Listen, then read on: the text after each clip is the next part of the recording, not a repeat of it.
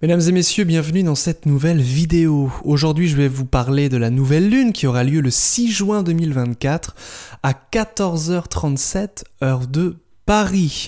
Avant de commencer, n'hésitez pas à partager la vidéo, à vous abonner, c'est très important. Je le dis assez rarement en début de vidéo, mais abonnez-vous s'il vous plaît. Cela permet à l'algorithme YouTube de m'aider un petit peu à faire en sorte de découvrir ma chaîne en faisant de la suggestion pour les autres internautes. Donc s'il vous plaît, prenez 3 secondes pour vous abonner, éventuellement laisser un petit commentaire si vous avez notamment une question à me poser concernant l'astrologie. Aujourd'hui donc, on va parler de l'astrologie mondiale, un petit peu avec l'astrologie de l'école de Hambourg. On va parler également des grandes énergies avec lesquelles on va pouvoir négocier. Vous savez que l'astrologie, c'est de la négociation avec les grandes énergies qui traditionnellement étaient considérées comme des divinités. Mais peu importe comment on les considère, quelles sont les croyances derrière, il y a quelque chose ici qui fonctionne, qui est sous-jacent, qui est comme une essence si vous voulez. Et donc, l'idée c'est que les planètes vont impacter notre existence. En tout cas, c'est le signe que ces planètes vont nous impacter dans notre existence de manière générale. Donc, l'idée c'est qu'on va faire une première grande énergie générale et ensuite on verra comment vous allez pouvoir, vous, dans votre vie personnelle, gérer ces différentes énergies. Alors premièrement, cette nouvelle lune, elle aura lieu à 16 degrés des Gémeaux. Les Gémeaux, c'est un signe commun. Voilà. Alors signe commun, ça veut dire quoi? Ça veut dire que c'est un signe dans lequel on peut faire des partenariats. Dans lequel, si jamais vous voulez faire un partenariat, si vous voulez collaborer avec quelqu'un, si vous voulez vous unir, notamment au terme professionnel, c'est quelque chose de plutôt favorisé. Les Gémeaux, c'est un signe qu'on dit également mutable, c'est-à-dire c'est un signe changeant, un signe en lien avec la transformation. C'est le domicile de Mercure, bien entendu, donc il va falloir juger de la puissance de Mercure pour juger aussi de cette nouvelle lune. Et donc Mercure, il sera chez lui. Mercure, il sera à 6 degrés des Gémeaux, en conjonction avec Jupiter. Bon, ça c'est plutôt sympathique en réalité. Donc ça signifie déjà que l'alliance Mercure-Jupiter, ça va parler de la bourse. Alors Jupiter va certes être en exil, mais en Gémeaux à 2 degrés.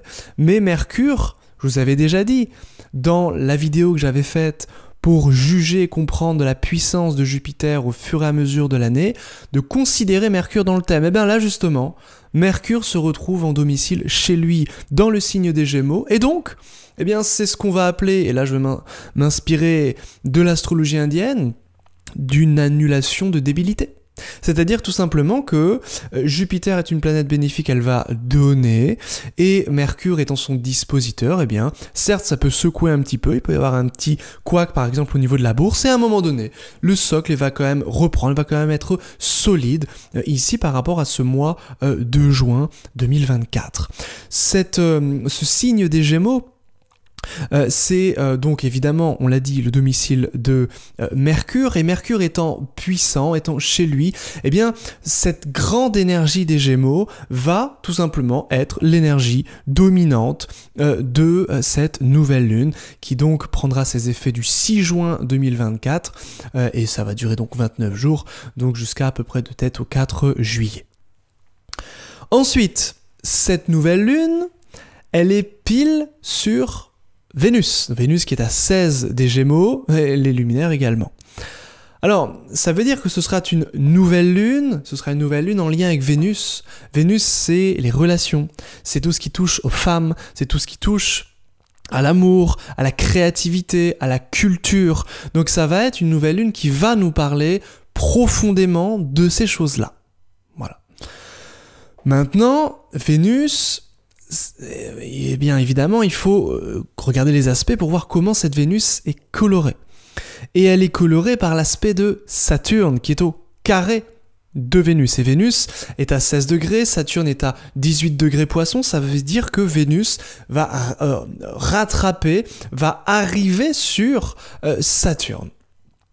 Alors, comme ça peut paraître un aspect pas terrible. En ce sens que c'est un aspect de Saturne, c'est un aspect du carré, donc il y a beaucoup ici de tensions, et effectivement il peut y avoir des tensions, de la déception, des difficultés relationnelles ou par rapport aux femmes, mais cette tension peut aboutir à quelque chose au final qui porte ses fruits quand même.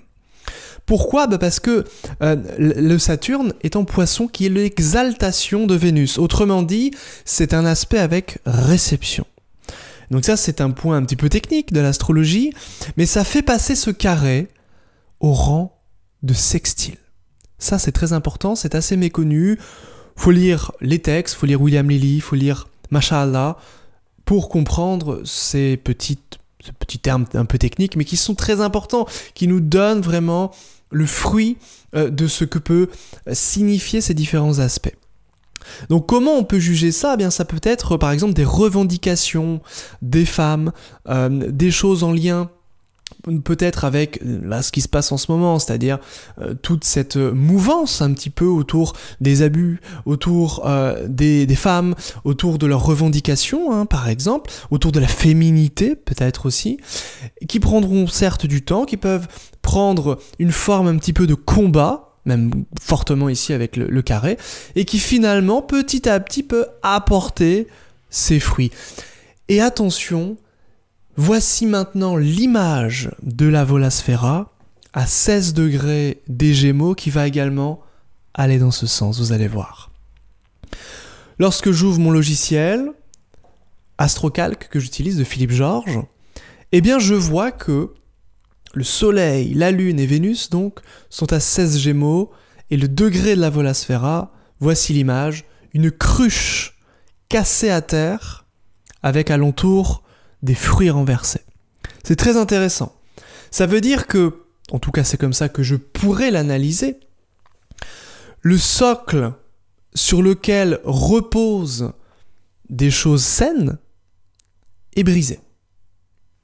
Donc ça peut signifier que les fondamentaux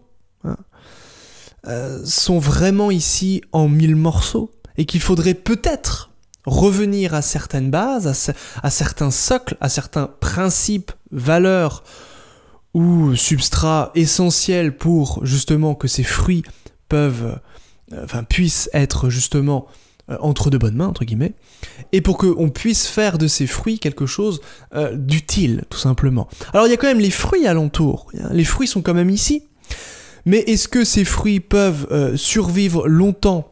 Ou est-ce que leur véritable rôle c'est d'être par terre, d'être sur le sol, poussiéreux ? Logiquement non. Donc ça c'est très intéressant, c'est que il peut y avoir effectivement des fruits par rapport à ce qu'on a dit, c'est-à-dire une lutte par rapport à la culture, une lutte par rapport aux revendications un petit peu féminines ici.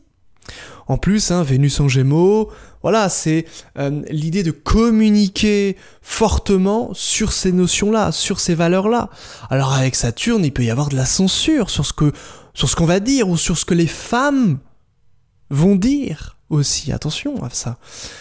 Et donc l'idée, ça va être de comprendre ce socle, les grands principes, peut-être les bases un petit peu aussi de la communication, de revenir à ces bases-là pour avoir une communication saine et quelque chose qui porte ses fruits, bien entendu, avec cette image de la Volasphera, commentée par Sépharial, grand astrologue britannique, qui va nous dire mort prématurée, lui carrément par les mains d'un autre.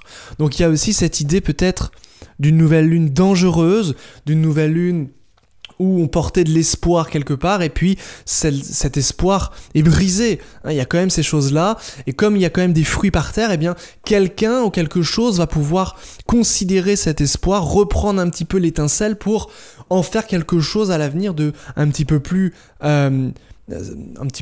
fructifiant, si je puis dire. Et puis le degré thébain, soyons fous, prenons les deux, c'est pire encore, c'est un homme debout et sans main. Commentaire, impuissance, nullité. Bon. Donc, il y a quand même cette idée de stérilité. Et c'est très intéressant parce que le signe des Gémeaux, c'est un signe stérile. Mercure étant une planète stérile. Donc, ça, c'est quand même assez important je trouve, cette grande énergie de cette nouvelle lune. Si on creuse un peu avec l'astrologie de l'école de Hambourg, je prends mes notes, il y a toujours plein de choses à en dire, eh bien, alors je vous mets le thème à côté, cette nouvelle lune est en lien avec Cupidon. Cupidon, c'est la culture, c'est l'art, c'est la famille. Avec Vénus, évidemment. Donc là, on est dans la famille, on est dans les mariages, on est dans la beauté. Hein, c'est vraiment une nouvelle lune qui va nous parler de ça. Et qui est en lien avec Uranus-Pluton. Uranus-Pluton, ça peut être vraiment quelque chose de changeant, de nouveau, presque de bouleversant, qui bouscule un petit peu les choses, que ce soit au niveau de la culture. Donc il peut y avoir peut-être des œuvres d'art qui font parler d'elles. Ça peut être des transformations brutales et soudaines, par exemple. Ça peut être des conditions de vie qui vont se renouveler par rapport à la culture, par rapport à la famille, par rapport aux femmes aussi, tout simplement, ou des groupes de femmes qui revendiquent des choses et qui finissent aussi par leurs émotions ou par le fait d'émouvoir les autres à faire bouger un peu les choses. Il y a cette idée-là, quand même, de sous-jacent avec cette grande énergie de nouvelle lune, de manière générale dans l'ensemble. Également, si je considère ce point vernal et que je mets mon curseur dessus, j'ai du Neptune, j'ai du Zeus, Mercure, Poséidon. Alors je vais en parler un peu. Neptune sur point vernal, ça reste quand même, de manière générale, la confusion. La confusion, le monde est confus, le monde a peur, le monde est dans le brouillard. C'est vraiment l'énergie du monde, là on est vraiment sur le mondial pur. Donc il y a quand même cette idée-là importante. Et je trouve aussi qu'il y a l'idée du fait que le progrès de l'intelligence artificielle effraie ou rend confus le monde. Il y a vraiment cette idée-là, je trouve, c'est-à-dire qu'il peut y avoir des nouveautés, je pense au mois de juin, juillet, par rapport à l'intelligence artificielle, qui fait que on est complètement presque submergé par ça. Mais d'émotions et parfois de peur ou de confusion. On est presque bouche bée. Le monde, c'est ce que ça peut régir ici avec Neptune, qui est complètement dépassé par cette idée-là. Donc, voilà, ça peut être aussi des choses fortes, parce que le point vernal, si je mets le point vernal Neptune, c'est en lien avec Zeus. Alors ça peut être une plus grande force, une plus grande prédominance de l'alcoolisme, hein, c'est-à-dire une hausse des alcooliques. Ce peut être l'idée éventuellement d'eau en mouvement. Alors j'ai regardé, il y a quand même plusieurs formules en astrologie iranienne, vous savez que ça fonctionne peut-être par formule. Et en réalité, il y a beaucoup de formules. Alors, je ne suis pas expert en astrométéorologie, mais j'ai l'impression que ça peut nous parler d'eau ou de volcan. Donc, éventuellement, moi j'ai mis entre parenthèses dans mes notes risque de tsunami ou d'éruption volcanique. J'ai regardé s'il pouvait y avoir des morts. Il y a quand même dans mes notes cette nouvelle lune qui est au mi-point de Mars-Saturne, donc ce sont les morts, hein, tout simplement. Donc cette nouvelle lune est mortifère, mais est-ce que, parce qu'en ce moment, vous savez bien ce qui se passe, il y a des morts fréquemment, en masse, voilà, il y a des choses très difficiles, et donc, est-ce que c'est en lien directement avec l'eau? Je ne sais pas. Là, je peux pas vous dire, je peux pas vous en dire plus, je suis pas spécialiste de la question, peut-être un jour, hein, mais voilà, en ce moment, je suis pas dans ces recherches-là, donc je peux pas vous dire particulièrement. Maintenant, il y a quand même l'idée comme s'il y avait une espèce de dualité entre l'eau et le feu. C'est pour ça que je parlais des volcans, des tsunamis, mais ça peut être aussi la paix, les armes. Vous voyez, il y a vraiment cette contradiction qui est très forte aussi. Alors après, ça peut tout à fait être des tremblements de terre qui font qu'il y ait des volcans en éruption, qui font qu'il y ait d'autres choses qui se passent aussi au niveau des eaux. C'est possible, je veux dire, c'est possible ici, avec ces différentes ces différentes configurations.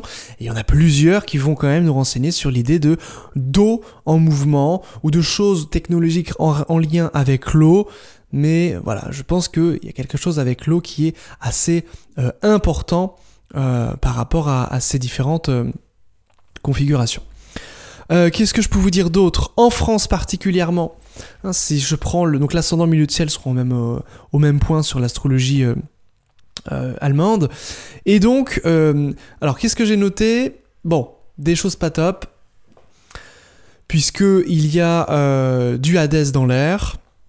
Donc, c'est l'idée de criminalité en hausse, c'est l'idée de délinquance, d'actes un petit peu odieux ou d'une énergie générale de vengeance.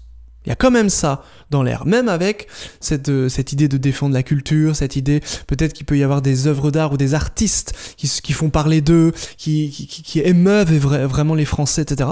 Ou le monde. Ça, c'est aussi le cas. Vous savez que c'est extrêmement riche, hein, astrologie mondiale. Il y a aussi d'autres choses qui sont plus positives. Les Français sont productifs. Hein, on a ici du Zeus hein, qui va être aussi important, du Jupiter Zeus d'ailleurs qui est important, c'est l'idée d'aimer produire, c'est l'idée aussi Jupiter Zeus de faire des enfants. Il y a cette idée là qui peut être aussi important, où on peut parler de l'éducation, on peut parler de fabriquer des choses, on peut parler de la productivité, c'est des choses comme ça qui vont être aussi très importantes à travers ces configurations là. Et puis bon, une chose que j'ai un petit peu notée rapidement, c'est qu'on peut parler aussi des lieux reculés, puisque l'ascendant c'est l'environnement. Les environnements peuvent changer hein, du tout au tout. Alors certains environnements, certains endroits en France peuvent être bloqués. Pourquoi ? Parce que l'ascendant tombe au mi-point de Mercure Admète. Mercure, c'est les déplacements, Admète, c'est paralysé. Donc c'est les déplacements paralysés en France, en juin. Ça, c'est quelque chose qui est plausible, qui est fortement possible même. Quelque chose d'arrêté, une paralysie, hein, voilà. Et j'avais noté que donc l'ascendant était également au mi-point de Cupidon, donc les groupes Saturne, les groupes de gens vieux ou sales ou mendiants ou malades. Donc j'ai noté entre parenthèses des squats, des EHPAD, etc. Donc on peut aussi parler de ces choses-là au cours de ce mois de juin de manière puissante, puisque le milieu de ciel va aussi être en lien, donc même s'il est un tout petit peu à côté. Donc ça peut aussi nous parler des Français qui sont dans des EHPAD, qui sont dans des squats. Avec Mercure, on peut aussi en parler un petit peu dans les médias. Hein, ça peut, il peut y avoir ce genre d'événement, tout simplement, avec l'école de Hambourg et ses différentes configurations. On revient un petit peu à l'astrologie classique pour maintenant voir comment ces différentes énergies peuvent se répercuter dans votre vie. On va avoir donc énormément de choses en Gémeaux, vous avez compris, donc on va surtout parler de ces énergies-là. On va donc avoir Jupiter à 2 degrés des Gémeaux qui seront ici une énergie très favorisée pour les Gémeaux, premier décan, pour les Balances premier décan. Pour les Verseaux premier décan, ça peut être de l'optimisme, ça peut être des opportunités, ça va dépendre évidemment où tombe votre Jupiter ici, hein, en transit, dans quelle maison, en fonction de si vous avez Jupiter dans votre thème natal et tout ça, ça sera le sujet d'une étude ou d'un prochain live que je ferai sur YouTube dans lequel je pourrai également parler de votre thème. Je vous préciserai évidemment quand je ferai ce genre de live, j'essaie d'en faire un par mois, ce mois-ci j'ai pas réussi à en faire, mais peut-être que j'en ferai 2 le mois prochain. Voilà. Alors, Jupiter va être favorisé aussi hein, pour cet optimisme, pour le premier décan du Lion, premier décan également du Bélier. Ensuite, ça peut être favorisé aussi pour Mercure, donc la communication, les échanges, pour aller en profondeur dans les choses, hein, puisque Mercure est en domicile ici, donc Mercure va être dans un signe d'air, Mercure il est ici, ça va être une planète diurne hein, particulièrement, parce qu'il est dans un signe diurne, avec une planète diurne qui est Jupiter, hein, et ici donc il y a cette idée qui va se comporter, Mercure comme Jupiter, donc ça va accentuer quand même ici la bonhomie, l'idée peut-être d'optimisme, l'idée de fête, hein, avec Jupiter, de plaisir, avec les Gémeaux également, peut-être aussi un petit peu d'excès, attention, avec de langage, de communication, voilà, il peut y avoir aussi un peu de jalousie, parce que quand on exprime beaucoup de bonheur, eh bien, il y a toujours les rabat-joie qui viennent nous dire que il se passe tellement de misère par-ci par-là, comment vous pouvez vous sentir bien, c'est honteux, etc., etc. Ce que disait Albert Camus. Hein. Donc, il y a toujours cette idée-là. Donc, c'est... Voilà, l'idée que quand même, pour les premiers décans, Mercure, Jupiter, c'est la bonhomie, c'est la communication, c'est l'art de vendre, c'est très favorisé pour les signes que je viens d'évoquer, donc Gémeaux, Lion, Bélier, Verseau, Balance particulièrement.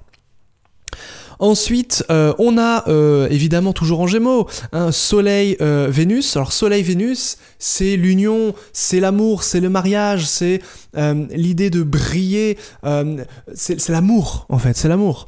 Et donc ici, ceux qui vont pouvoir ressentir une illumination ici dans l'amour, qui vont pouvoir ressentir fortement les choses, évidemment, si dans votre thème natal c'est noté, sinon ça va rien faire dans votre thème, mais si vous avez donc ces planètes-là, par exemple, supposées en maison 7, en Gémeaux par exemple, à 16 degrés, ça va être très puissant pour vous. Et puis sinon, de manière très généralisée, pour les deuxièmes décans des Gémeaux, encore une fois les mêmes signes, Balance, Verseau, Lion et Bélier.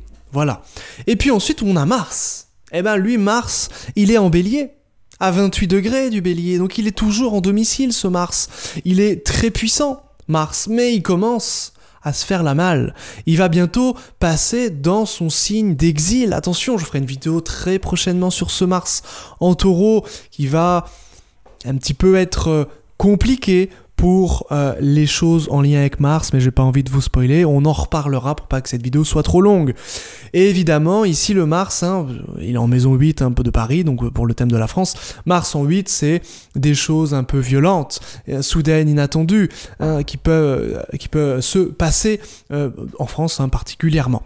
À noter qu'il y a aussi un amas planétaire en 9, donc ça peut beaucoup nous parler de l'international, de justice, de choses un peu de cet ordre-là. Et donc Mars, 28 degrés, va quand même encore donner son énergie d'entreprendre des choses, cette énergie de guerrier, cette énergie aussi, alors ici c'est dans un signe diurne, donc ici c'est une planète qui va montrer son caractère chaud et sec, donc c'est vraiment l'idée de se bouger, l'idée de se montrer, l'idée d'accomplir de grandes choses. Mars en Bélier, c'est le leader, c'est l'exaltation du soleil le Bélier, donc c'est l'idée vraiment d'entreprendre et ensuite on réfléchit. Eh bien vous allez, c'est pas le moment de réfléchir pour vous, les troisièmes décans du Bélier, troisième décan du Lion, troisième décan du Sagittaire, et puis troisième décan du Verseau et des Gémeaux. Voilà, globalement les signes qui vont être puissamment impactés par toutes ces planètes ici. Alors je sais que c'est un petit peu injuste puisque ici toutes les planètes donc quasiment vont être en Gémeaux, donc c'est-à-dire que Soleil, Lune, Mercure, Vénus, Jupiter sont en Gémeaux, Mars est en Bélier, il va bientôt arriver en Taureau, et puis Saturne, lui, il est tellement pépère, il est tellement lent qu'il reste un petit peu en Poisson encore pour quelques temps, et il est à 18, bientôt 19 degrés des Poissons. Donc toujours les deuxièmes décans, deuxième décan, bientôt troisième décan, vous pouvoir profiter des énergies de Saturne, c'est-à-dire d'accomplissement sur le long terme, d'introversion, de développement de soi, de compréhension aussi des choses complexes, parce que Saturne, c'est la seule planète qui comprend quelque chose aux mystères complexes, aux sciences complexes. Voilà, donc ceux qui vont pouvoir bénéficier encore une fois, très bientôt ce seront les troisièmes décans des signes d'eau, mais en ce moment c'est plutôt le deuxième décan des signes d'eau, donc Poisson, Cancer et Scorpion, et puis deuxième décan du Capricorne et du Taureau. Vous allez pouvoir aussi continuer à bénéficier de ces énergies qui peuvent effectivement peut-être vous ralentir un peu, donc il faut apprendre à gérer ces énergies saturniennes, donc par exemple pour lancer, pour finaliser des longs projets, des choses qui demandent nécessairement de la patience, et comme dit le dicton, tout ce qui demande de la patience est nécessairement grand. Voilà, ou plutôt c'est plutôt l'inverse, tout ce qui est grand demande nécessairement de la patience, voilà, c'est plutôt cette idée-là. Voilà pour ce que j'avais à vous dire concernant cette nouvelle lune, n'hésitez pas à vous abonner, très important, et on se dit à très bientôt pour une prochaine vidéo. Bye bye.